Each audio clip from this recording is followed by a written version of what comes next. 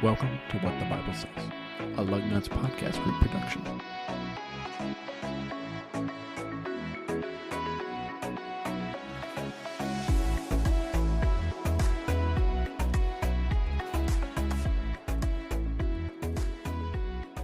Hello, and welcome to episode number 4 of, yet we still don't have a title for this. Contest for all of our 3 listeners out there. Hey, we have a lot more than 3, actually. Do we really? Yeah. All right. There was a couple episodes we had about 6 listeners on. 6 million? No, nah. If we had 6 million, Steve, we'd have advertisements. All right. But we don't. It's all right. And we don't need it because we're a small little church podcast group that's in the middle of nowhere, Indiana. Mm-hmm. Just So. trying to help out whoever else is in the middle of nowhere. Exactly. Or whoever stumbled upon us. So, So if you're new to this podcast series, we're going through the Depression book, Looking Up from Stubborn Darkness by Edward T. Welch book. Just kind of giving you guys some brief little kind of important things that we think we can take out of each chapter. Even though I have a full 2 pages worth of notes, that's not all going to be read, and that's fine. So, jumping in, I just like the first paragraph here, and the main one for me is depression is painful, and it's a form of suffering. That was something that was just right off the bat. Let's just clear the air here and just put this out here right now. And I think when I first read that, it was kind of a relief to know that it was a form of suffering and not, something different. Just to kind of categorize it as, oh, it's suffering and not, in this other category of itself. I think it was kind of helpful, at least to me anyway. Okay. And so what was helpful about it? I mean, what was troubling about that? What was helpful as far as that it is suffering? Because that's what we're talking about here. It's painful. It's a form of suffering that, again, without the scripture, it becomes, I'm just looking at the note, it's random and senseless. Is that what helped? Yeah. It was just not that, finding out that depression is a form of suffering. Right. It was something that helped, but just knowing that depression is not a category all on its own, to know that, okay, you can put this as suffering, was kind of not more of like a relief as like, oh, wow, I'm depression free now because of how it's suffering now. But it was just more of a, oh, okay, kind of like a light bulb moment, a little bit. Well, it's hope-giving as well, yes, because the Bible speaks a lot to the issue of suffering. Yes. You think about, what does the Bible say about depression? How many verses are there? But the Bible speaks a ton to human suffering. And so to me, that would be very hope-giving, even though the title of this chapter is Suffering. Right. You say, what hope is in that? Well, there's a lot that the Bible says exactly about this topic. Exactly. And the fact that God speaks to us in our suffering, too, is something that, I found to be, 1, very important, and 2, very truthful, even though, looking back, I probably didn't listen to God as much as I should have, knowing that he was still right there was very hope-giving and very comforting at the same time. Sure. Yeah, then going on to page 26, obviously James 1:2-4 was something that just stood out to me. I'm not going to read that due to timing, but I found that verse to be very helpful. I even marked it in my Bible too. And then I like later on it says, just because this verse doesn't say anything like specifically about depression, don't let it keep you from finding both purpose and encouragement from it. Because while the Bible doesn't specifically say anything about it, and I know the book says kind of something along those lines later on too,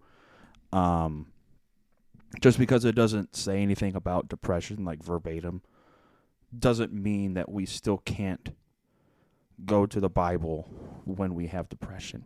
We're just not going to say, thou hast depression. These are your steps in order to cure it. You have to look for different words that can kind of go along with it, which is, I think, how Ed made the connection to depression as a form of suffering, because suffering is littered throughout the Bible a little bit. Yeah. It's kind of a weird way to put that. Well, it's a common theme, and again, it's just hope-giving, because in that passage in James, it just talks about the purpose of our suffering is to develop perseverance. God's not in it to pain relief is not the purpose Right. here, Now, there's nothing wrong with pain relief, but the point is that we can consider it joy because we know God's using it to develop our character, and at the end of the day, wherever you're at in the phase of it, this too shall pass, and you'll be a better person. Right. And then I just on page 27, it kind of goes through different areas, kind of, I guess. Like rage, it causes divorce and subsequent aloneness. Stealing, it causes imprisonment. Addictions, they destroy our relationships. And then kind of like, I think right after that, it says, don't be surprised if you find things within yourself, fears, anger, selfish desires lurking behind some depression. And then anger was kind of the main one that was kind of highlighted there. It was like anger can be almost a detrimental characteristic of depression. That was kind of my takeaway from it, because obviously if you're angry, then, well, you're probably going to be angry at God. Right. You're angry with others, you're angry with yourself, and that's going to just bleed over into I'm angry with God as well. Right. And then I like how in the book too it kind of gives different causes to depression. And I found the last two to be kind of helpful. Satan being one cause. And he lies, he he afflicts us physically, and then generally seeks to persuade us that allegiance to God is wrong and that we don't need him at all. Which, talk about one of the biggest lies. Right. That's one of the biggest lies right there. It's almost it is a lie, because we need God, because if we didn't, oh boy. Yeah. We'd be almost as lost as we are right now. And then I really was fascinated by how Satan doesn't need any recognition from this. He's not out there to say, hey, look at me. No, he's kind of like back there in the darkness. Sure. Satan wants us to doubt the goodness of God. Which goes all the way back to Genesis chapter 3. Right. Did God say, Yeah. if God really loved you, he would let you have whatever. Right. And so I think you have to be careful as far as just attributing every little thing, oh, that's the devil, whatever. But yeah, understanding that there is definitely a spiritual dimension here, a warfare that's going on. And that when you start to have those thoughts about the goodness of God and suffering, just be very careful that's you're kind of walking into a trap, so to speak, of what Satan wants you to think about how good is really God. Because the question is, why would a good God allow XYZ? Right, fill in the blank. Right. Whatever. Which goes on to the next final cause then that you want to talk about is God could be the cause. Yeah, exactly. And on that, God, he doesn't give us anything that we can't handle. And I like how it kind of explains it in a way that, kind of says nothing happens apart from his sovereign oversight, including our suffering. So God has a plan, even though we don't know it, kind of stride for stride. We just need to trust him that he knows what he's doing, because he does. He's God, so he's kind of got to figure it out. Right. And two, he's doing it for one, the testing of our faith, but he wants us to persevere through it, which goes back to the James 1:2-4. And we're going to come out on the other side different, but we're going to have different tools and abilities that we maybe didn't have if we didn't go through the rough patch or whatever we were meant to go through. And even though we probably don't want to go through it, it could be for our benefit later on. Yeah, and the fact that as we work our way through that, we may never know the cause. Right. And that's what one of my favorite passages is Deuteronomy 29:29. There are some secret things that belong to God that we're never ever going to know. And can I rest in that? And that's my faith. Even though I don't understand, God, I want to grow and change through all of this. And I will trust you, even though I go, really having a hard time connecting the dots here. Right. Then on page 29, I love this. We must be willing to say, I don't know, in the face of depression. Instead of thinking, oh yeah, I know it all. You don't. Right. And two, don't act like you do. It's okay to say, I don't know. It's okay. Gets back to the idols of control and comfort. Exactly. Then on page 31, we don't need to know the exact cause of our suffering in order to find hope and comfort. I like that. We don't need the exact cause. Now, do we want to know the exact cause? Sure. Yes. But that kind of goes on in the response a little bit. Well, no, hold on. I'm kind of getting ahead of myself. Because going back to what I just said, in my book, I kind of wrote down after we don't need to know the exact cause is God's the only comfort that we actually need. And going on there, kind of, it says a little bit, I'm kind of paraphrasing. Sometimes turning to God and trusting Him with the mysteries of suffering is the answer to the problem of suffering. So that's kind of one way to look at it. And then suffering is also intended to train us and fix your eyes on the true God too. So maybe we're not, trusting God or leaning on Him at that time, and then we go through suffering, and that's meant to draw us closer Mm-hmm. to God. That could be another area too. Sure. What answers the question, whom will I trust and whom will I worship? Yes, I love those two questions. Yeah. That's kind of a real soul searching. Right. Answer the two questions there. Good for us, but also good for those who are listening right now too.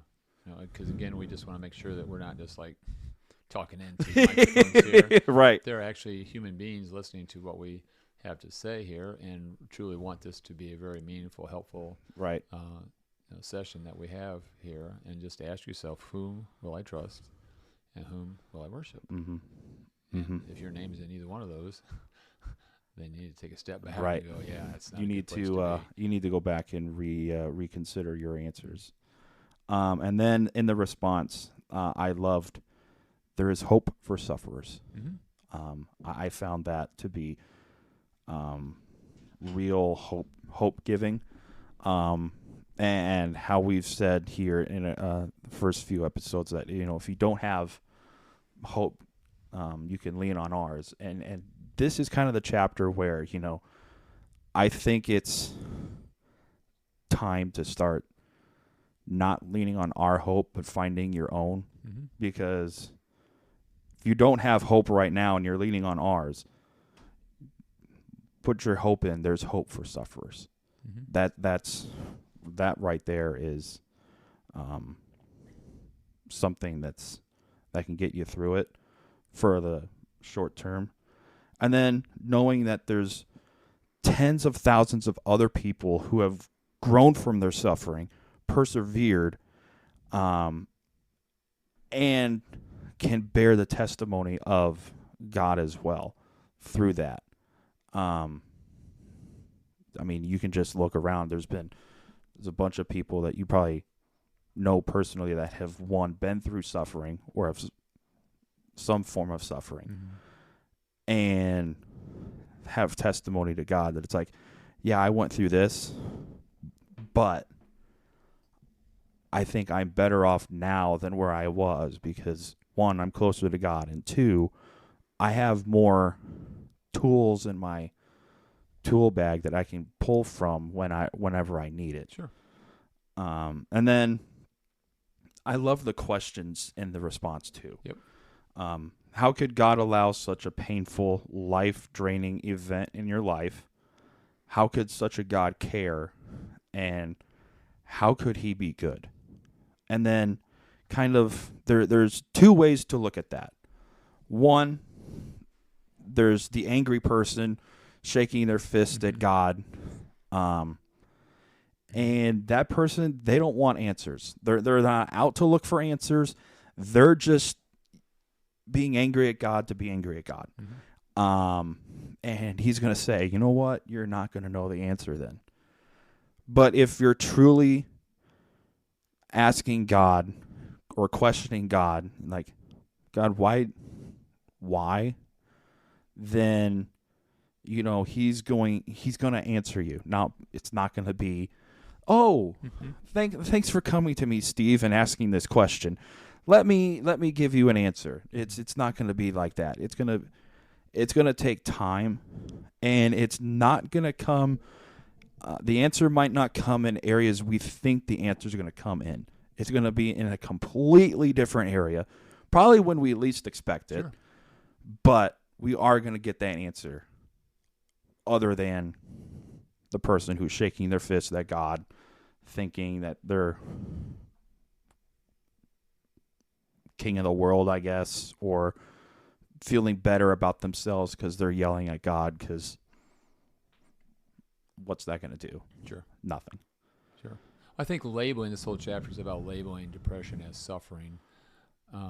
And not that that's the whole end of all end, but it gives it a face, and it just makes it something that we can relate to, because human suffering is all around us in all kinds of shapes and sizes. Maybe it's not led to depression, but it's just a way that we can begin to search the scriptures. And again, not just have that label of I'm a depressed person.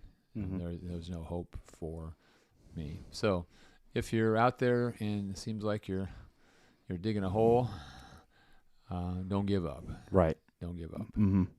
So next week we're gonna cover the topic of God. That is chapter 5. So we really start diving deep into the meat of the book. So if you want to take away something from chapter 4, as pages of my book fall out, one, the 2 questions from page 31, whom will I trust and whom will I worship? And then the questions from the response are some that you need to sit down and answer and also pray about too, because you never know what God's going to tell you when you come to him. So for Steve Cox, my name is Kenny Cramer. If you don't have hope, as we said, you can lean on ours, but I think now's the time to start kind of saying, okay, I've leaned on them enough. Let me start finding my own hope. We still lean on ours, but can't have it forever. So, again, for Steve Cox, my name is Kenny Cramer, and we'll see you next week.